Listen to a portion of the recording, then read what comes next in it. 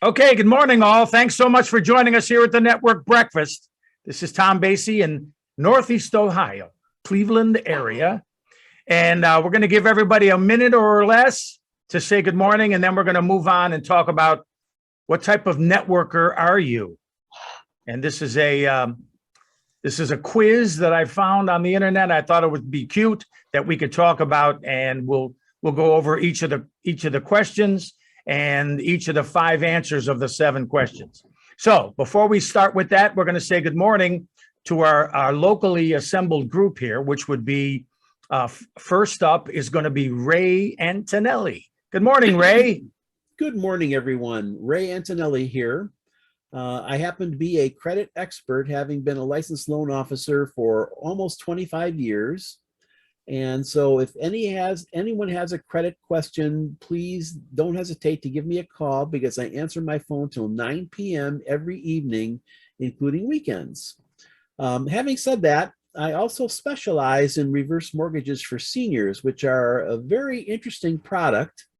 If you are a senior age 62 or older, you can actually borrow money that you do not have to repay right away. Because a reverse mortgage acts like a certificate of deposit.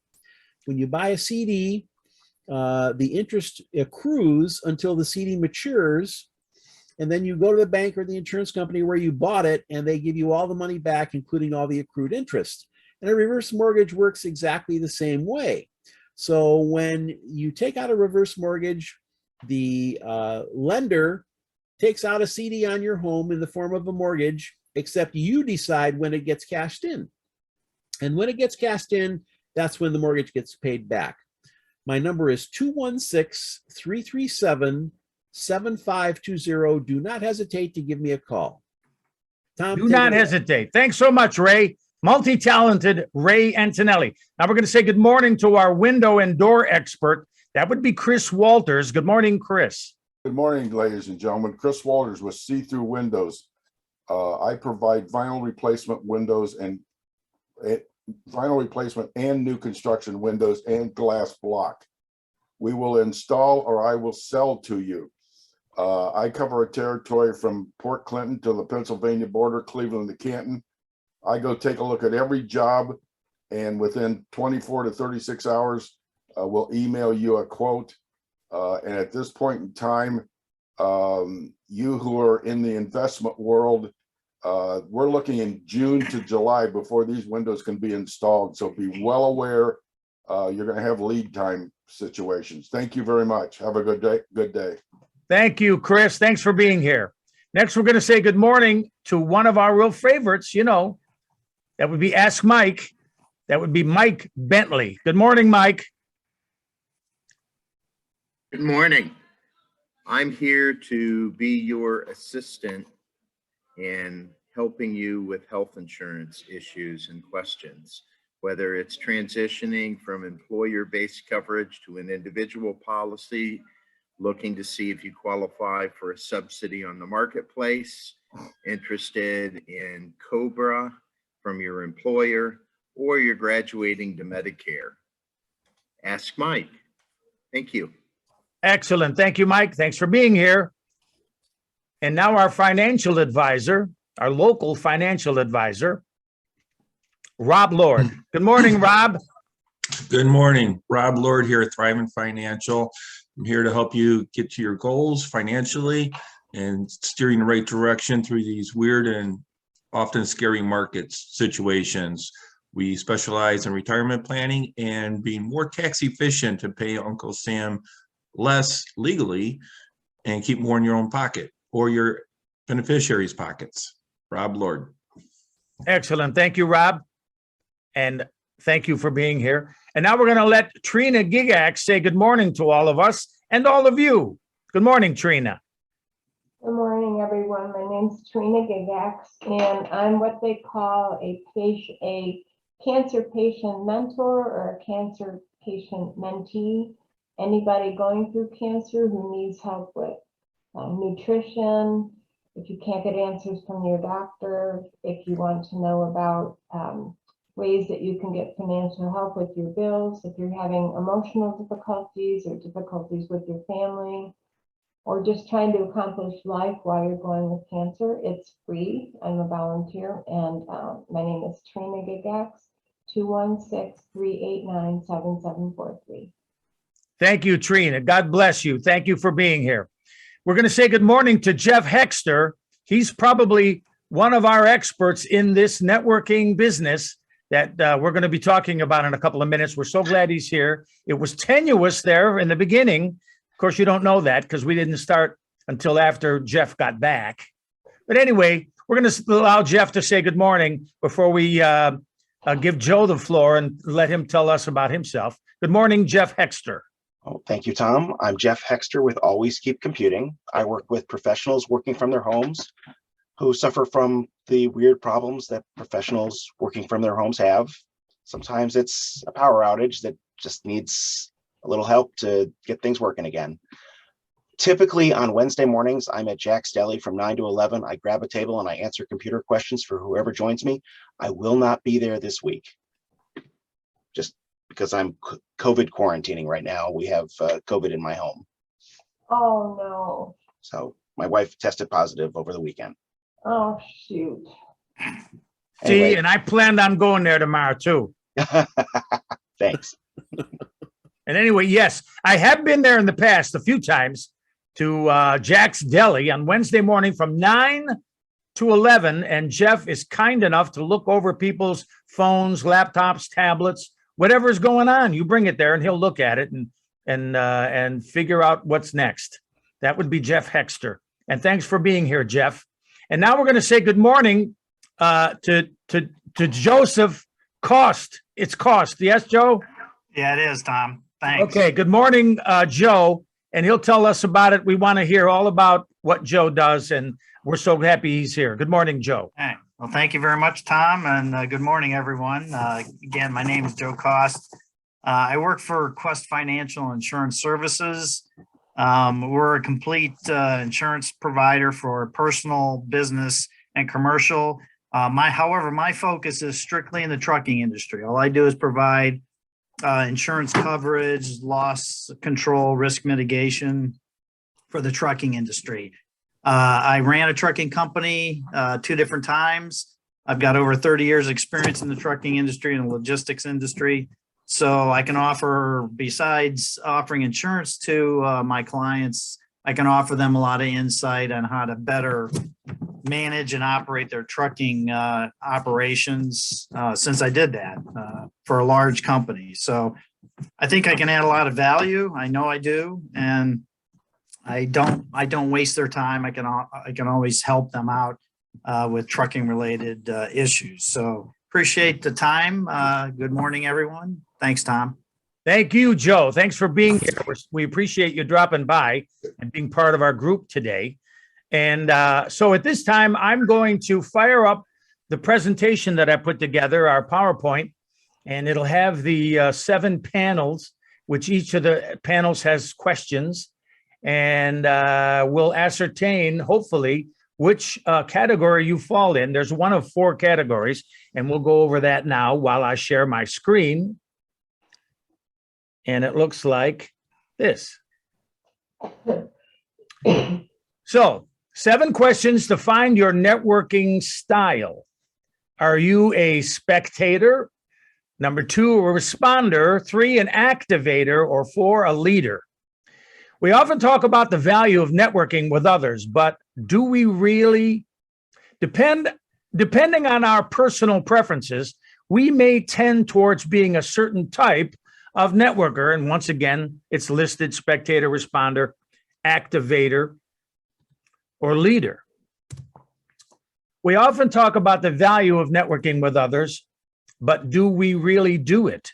Depending on our personal preferences, we may tend towards being a certain type of networker. While certain types of people may look like they excel more on the networking front, to be honest, it takes a lot of personalities to make the networking system work.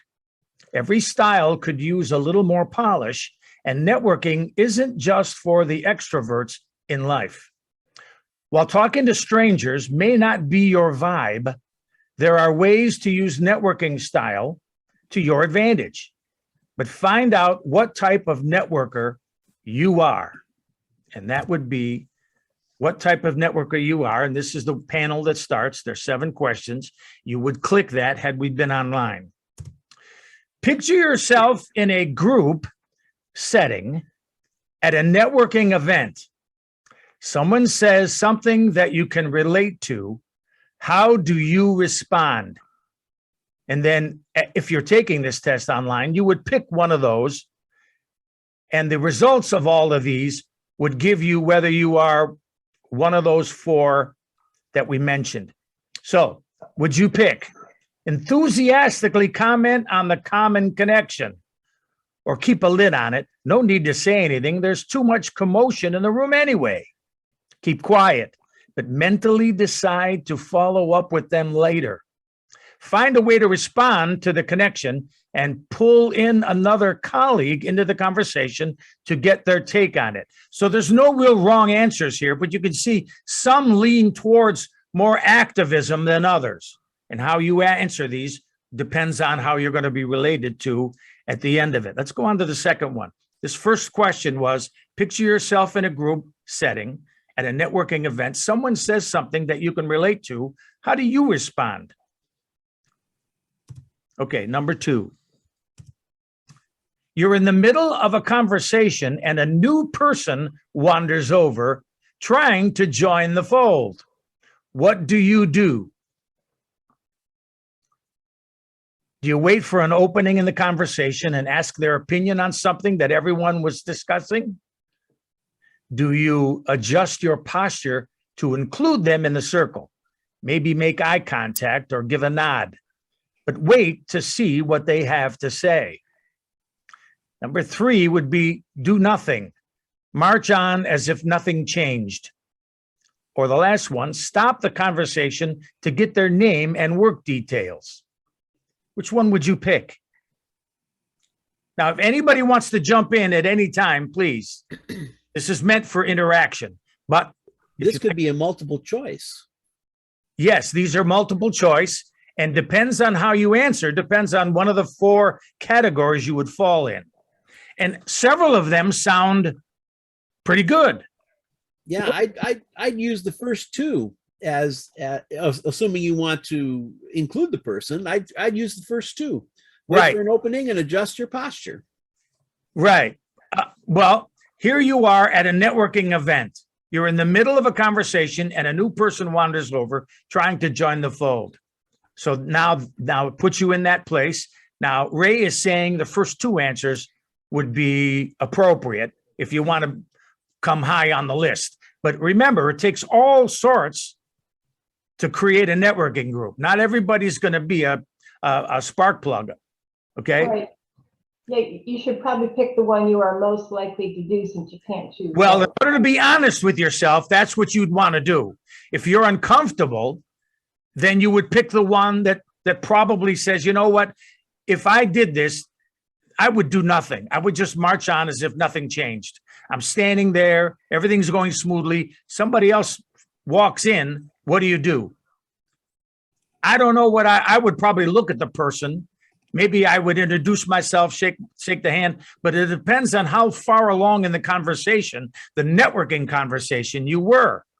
So that's why there's no really right or wrong answer. There's just some that are more attentive, some that are more active than others. All right, we'll go on to number 3.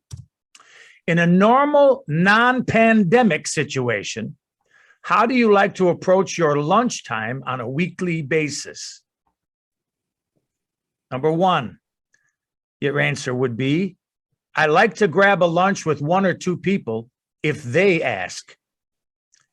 Or I like to vary it from week to week, depending on the people that come to mind. Or eat alone whenever possible. That would be a spectator, see? I try to sync up with people over lunch almost every day of the work week. I don't want to waste any time. That sounds like Jeff. Okay, number 4. How many groups or organizations are you connected with? The first answer is 4 to 6. I know Chris mentions that he's in he's in many groups, probably each day has a group or some sort of affiliation that he goes through. I think Jeff has at least 2 besides this one. Anyway, the first answer is 4 to 6. Second answer is 1 to 3. The one, listen to this, 7 or more organizations, or the last one, maybe 1, but I don't really do much with it. That would be moi. I'm involved with 4 to 6, and that's on a monthly basis. Okay. Well, you're still connected to them, a group or an organization. So if you're connected with 7, whether it's weekly or monthly or whatever, at least you would score as pretty active in that case. All right, here's number. Pardon me. Before COVID, I was right there with Chris on most of the ones he was involved with. In fact, Chris is the one who introduced me to a number of these networking events. But now that COVID has reared its ugly head, I've gone virtual on everything except for this one, of course, which is virtual anyway. Yeah. Right. All the ones that I belong to have been back since, I would say, February. So you're meeting in person in all of your groups except this one. Correct. Okay. Wow. Okay, here's number 5. If you had to put a percentage on the number of people that you follow up with after networking events, what range would you pick? Less than 20%. So that means you follow up with less than 20% of the people that you met at network events. Number 2, about 21 to 39, although I don't know how you would quantify any of these. Probably about 40 to 70%. Or if you're really a follow-up, and you remember that we've done follow-up presentations before, how valuable they are. Mike Bentley gave his synopsis of following up with all the people that contact him, and he tries to do it in a timely manner. Okay, and the last one is over 70%. That would make you a pretty much home run hitter. That was number 5. Number 6, if you wanted to broaden your network, how would you go about meeting new people? And here's 4 choices for you.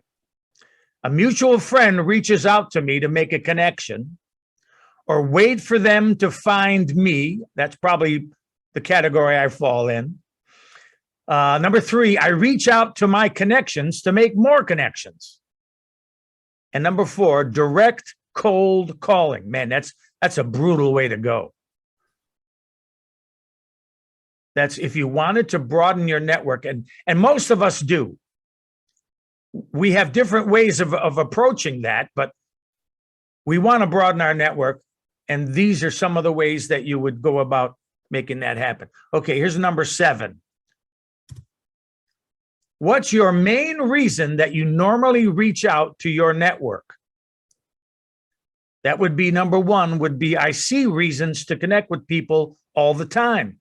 Birthdays, promotions, work ideas, job opportunities, etc. Number 2 is whenever people reach out to me, I'm happy to respond and either help them or ask them questions. I have lists of people that I rotate through daily to maintain connections. And the last one is I don't really reach out. I look through the list of people, but it's rare that I reach out. I fall in that category again. So now,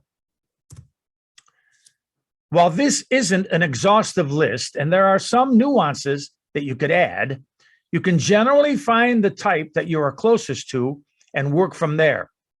It's helpful to know your gifts as well as your blind spots when it comes to making work connections and furthering your sphere of influence.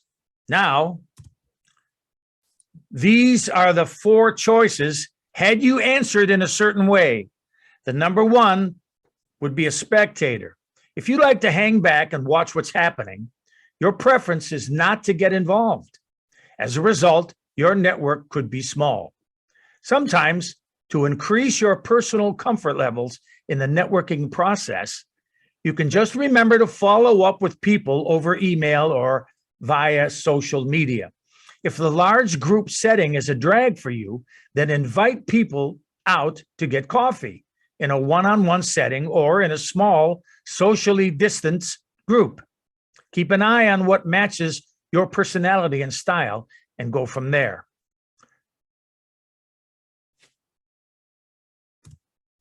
Number 2 would be a responder. While you like to make new connections, your comfort level is higher when someone else is leading the conversation. When there's a lull in the conversation, finding new topics is a little more challenging. However, you are responsive to other people's feelings and conversation plans. Your approach is subtle and can be effective, but it could be time to up your game and flex your network muscles a little more. As you get more comfortable, you can reach out to more contacts.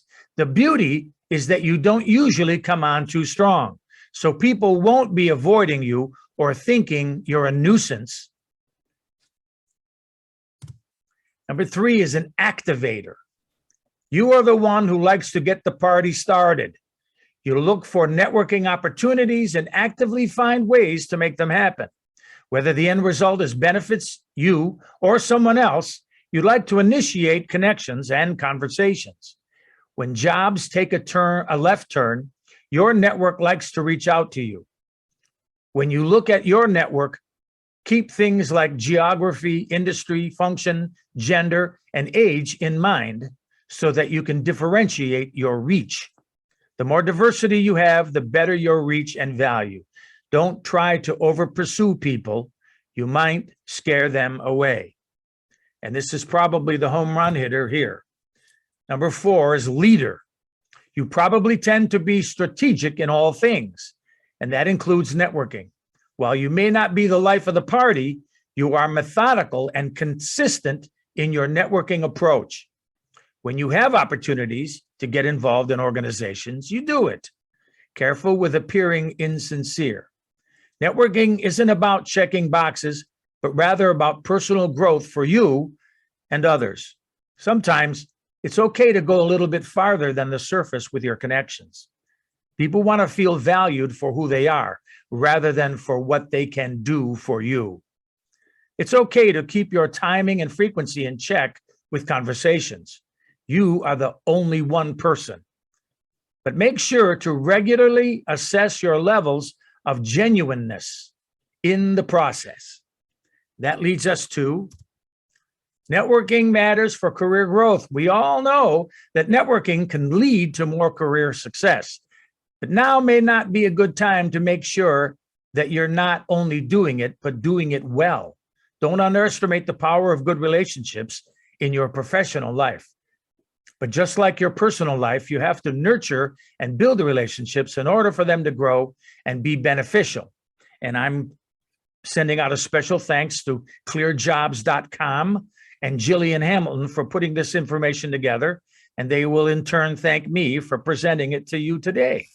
So as we go through this test, and I'm going to, as soon as I'm done with this, they gave each of those categories, those 4 categories, images. So I'm going to share that with you. This is just an aside.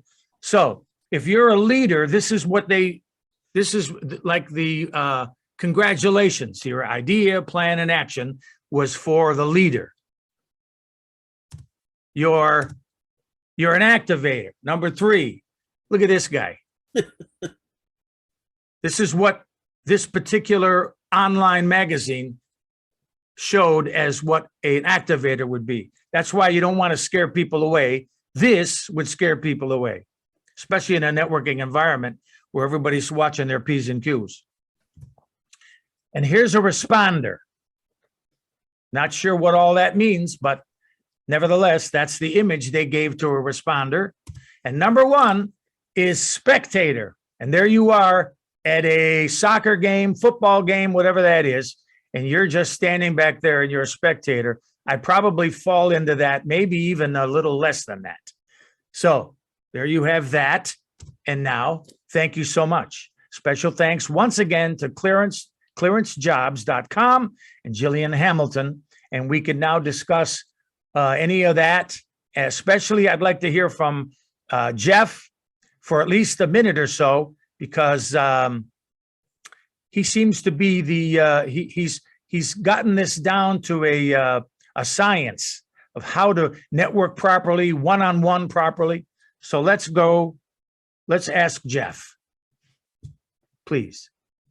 Do you consider this a hierarchy of networking? It looks like all of these types of people work within a network or networking events. Yeah, I think what I think is, I think they don't want to say being a spectator is bad. You're just one of the types of networkers.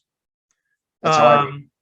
Just like they don't want to say that an activator with the guy that looks like he plays lead guitar for Led Zeppelin doesn't want to scare people away, but those people exist and they are networkers, and maybe they get the job done.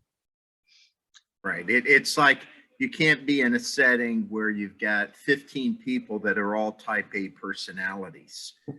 Exactly. The setting will self-destruct. So you've got all these different types of networkers, which sort of blend, some complement the other. So it's complementary. Okay. And I'm going to do that now. If you want to go take this test here, I'm going to copy this into the chat, and you could go ahead and click on this and it'll take you there. Let me see, where's my chat at? Boom.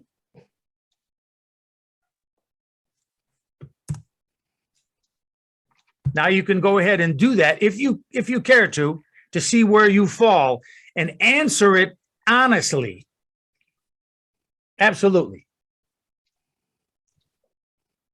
It's important, just like I was answering, because I have no qualms about it. You know, Jeff is at one end of the scale when it comes to networking.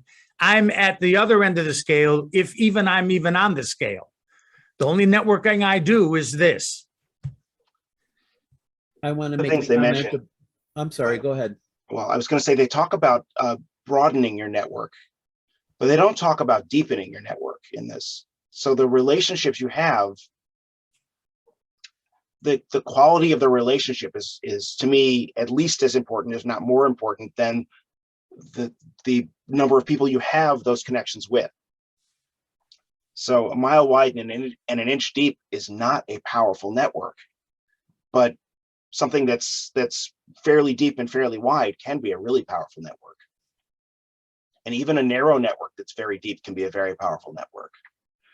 If people don't know how to help each other, and especially if you don't know how to help them because you don't have enough knowledge about what their needs and wants are, you're not a good networker. And I think any of these people, if they're gathering the right information and learning how to use it properly, can become powerful networkers.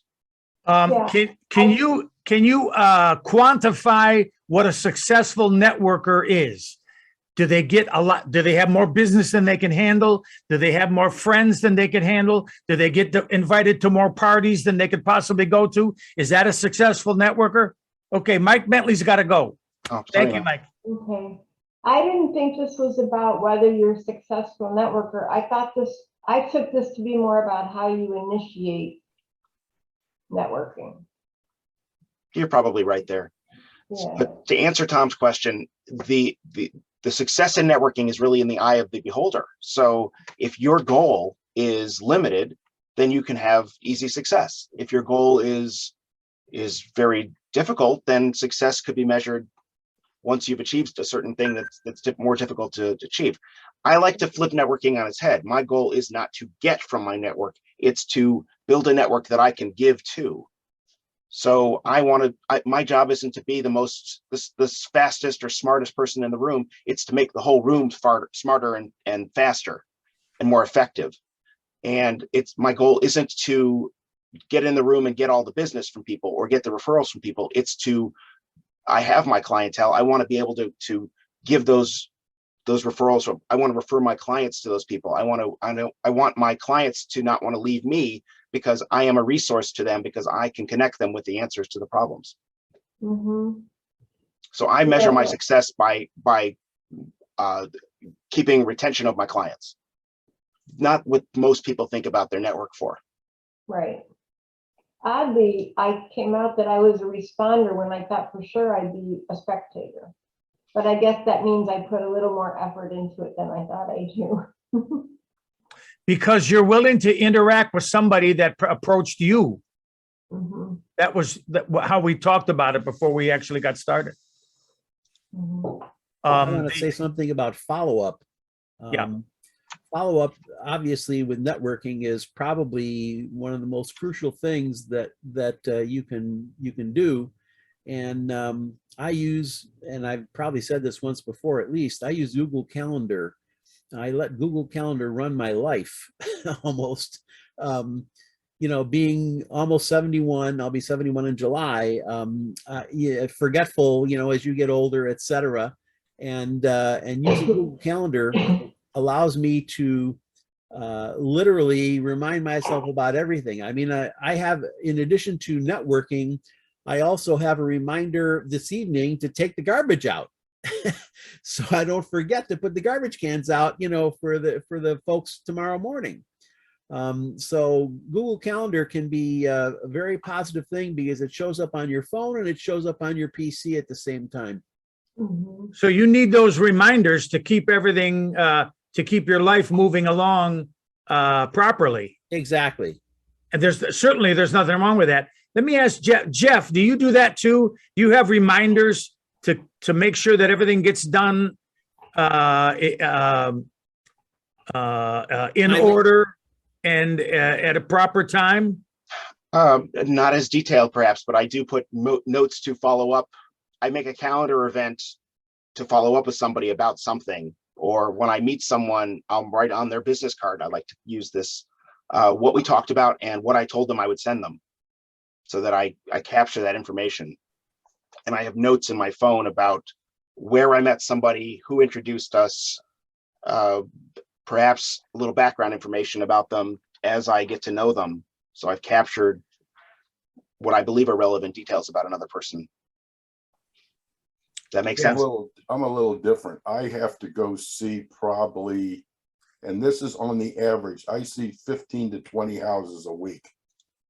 So I break mine down into areas that I want to go to. For example, Akron, Canton, East Side, West Side, Lorraine, block, you know, on. And then I fill in as I go. And the one thing about me is by going through all these groups, I really don't have to anymore. It's just everybody just comes to me. And the only reason that I think I've gotten to this point is most of the people leading the group I have worked for. If it's a board, for example, all the people on the Lake Erie Landlords Association, I've worked for every person on that board. So they know that what kind of work I do, and then they just literally give me people left and right. So I really don't have to, I'm at the point now that I don't have to go through all this. I just go to the meetings and they just flock to me. Wow. And and shockingly, I can't believe this, but I'm the only one doing this. I mean, it's amazing. I've had the national sales manager of both of the places where I buy windows from come here and study what I'm doing, because there's nobody, they say there's nobody else like me in the United States. Wow. Which is which is all, you know, pretty shocking, because you know, Tom and I and some other people sat in a room and started this whole thing. Mhm. Yeah. We're visionaries.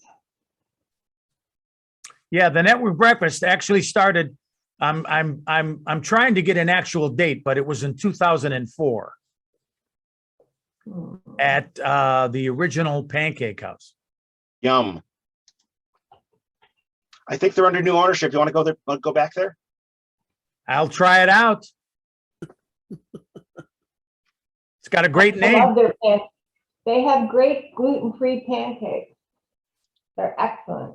Well, they used to do a really good business. and one of my friends slash customers work there. And last year, which wasn't that long ago, they let him go. Mm. And he was one of their big earners. I mean, everybody loved to have him wait on them.